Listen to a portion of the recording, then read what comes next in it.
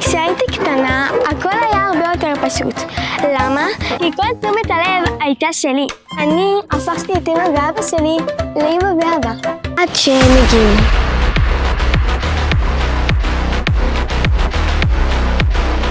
ופתאום ריבים, ואיפה הפרטיות שלי? נכנסים לחדר כאילו בתחנת רכבת. אני גרה בשתי בתים כי ההורים שלי התגרשו. בבית של אבא אני בעיקר אוהבת את הבריכה. המקום היחיד שבו אני יכולה לחשוב רק על עצמי ועל הפרצוף המושלם במצלמה כמובן. בבית של אמא יש גם את טל, שהוא די סבבה, בעיקר שאני מסנג'רת אותו לעשות לי דברים. בעיקרון הוא הרבה יותר טוב מוולט. אמרתי לכם שהוא הרבה יותר טוב מוולט? כן, זה נחמד אחים, אבל רק כשהם קטנים.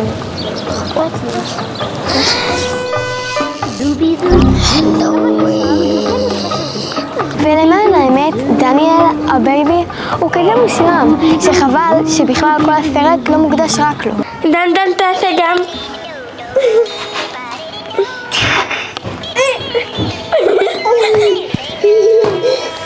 אבא שלי קורא לי דבר או טרלן בירן, אבל זה שמור רגעים שאני מציקה באופן מקצועי.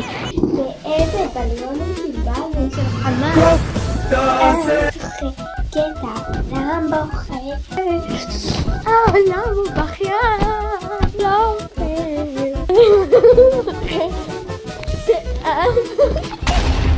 ואימא שלי קוראת לי לולי, ואיתה אני בעיקר אוהבת להכין עוגות ועוד יותר לאכול אותן.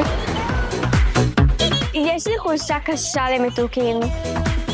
זה כמו מערכת יחסים רעילה כזאת. כל פעם אני אומרת לעצמי, די, ילד, תתגברי. ואני שוב פעם נופלת בפה.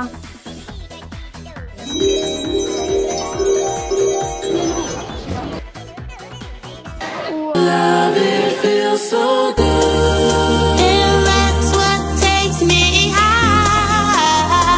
Higher than I've been before. Your love, it keeps me alive. Yeah. יואו! זה בטח שוקולד. כאן זה דברים שלא נוגעים בהם, זה שלי. אני גם די חרדתית, באמת, עוברות לי מחשבות לא נורמליות בראש.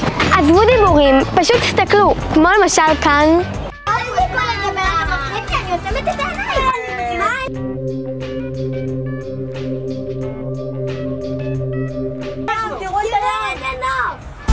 איזה נוף? נכון, שמעת? מה לא יודע? או פה? לא, למה הוא נוסע? הנה, אנחנו באוויר. עוד קצת? לא, כאן. לא יודעת. טוב, נעשה פה, ננווט. איך מנווטים מכאן? שלום. אני אוהבת לשחות.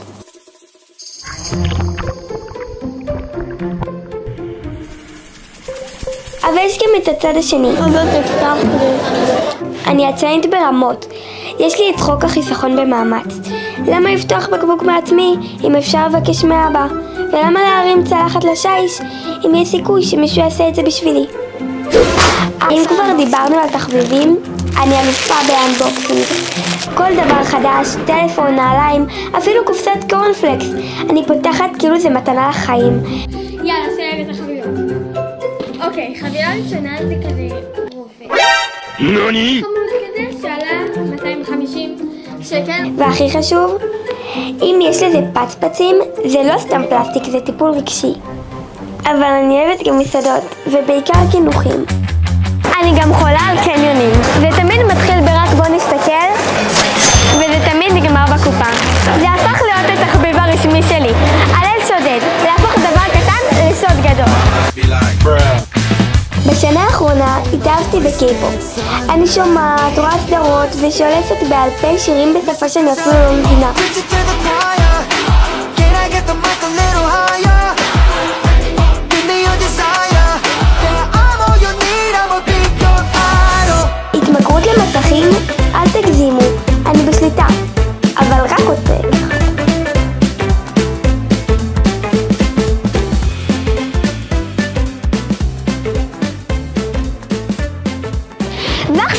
לקטע האומנותי של הערב. הלל בסינגל חדש, שאולי לא שמעתם עליו, כי גם היא לא, אבל הפנים שלי שם, אז מי צריך קול? וגם כי אבא הכריח אותי. פיה נעימה!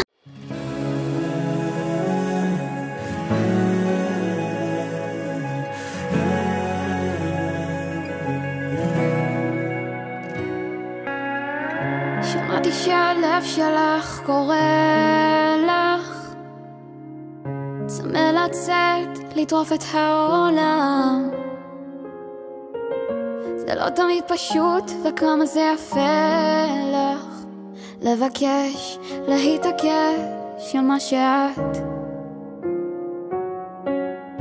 נכון שהרחוב בחוץ קצת משוגע, זה ג'ונגל מסוכן ומאיים, גם כשהוא ייתן לך מכה ועוד מכה, את חזקה כמו לביאה, ואת תדעי להילחם. את חזקה ואת תדעי להילחם. לכי עכשיו לזרוח כמו שמש, יש לך כנפיים, תעופי רחוק. לכי עכשיו בלי פחד, ואם זה יכאב קצת, מנגינה שכתבתי תחזיק לך את היד.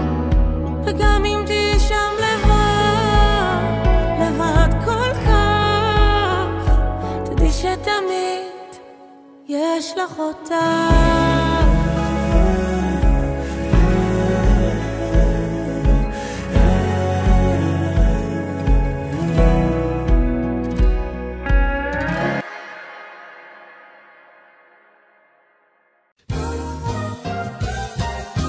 No!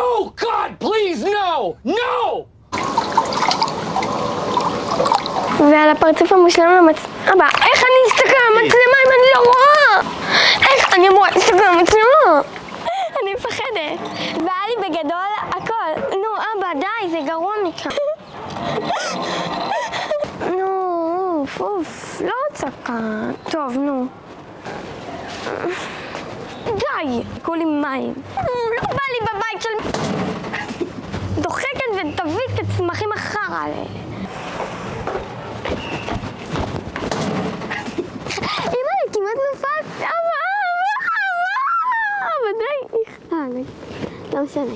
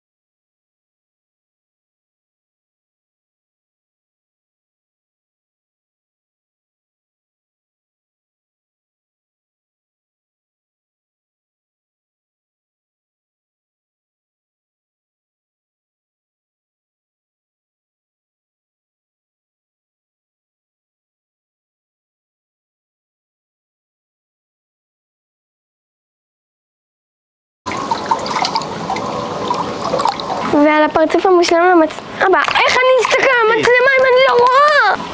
איך אני אמורה להסתכל על המצלמה? אני מפחדת. והיה לי בגדול הכל. נו, אבא, די, זה גרוע מכאן. נו, אוף, לא צעקה. טוב, נו. די, כולי מים. לא בא לי בבית של... דוחקת ותביא את הצמחים החרא האלה. אמא, אני כמעט נפלת. אבא, די. לא משנה.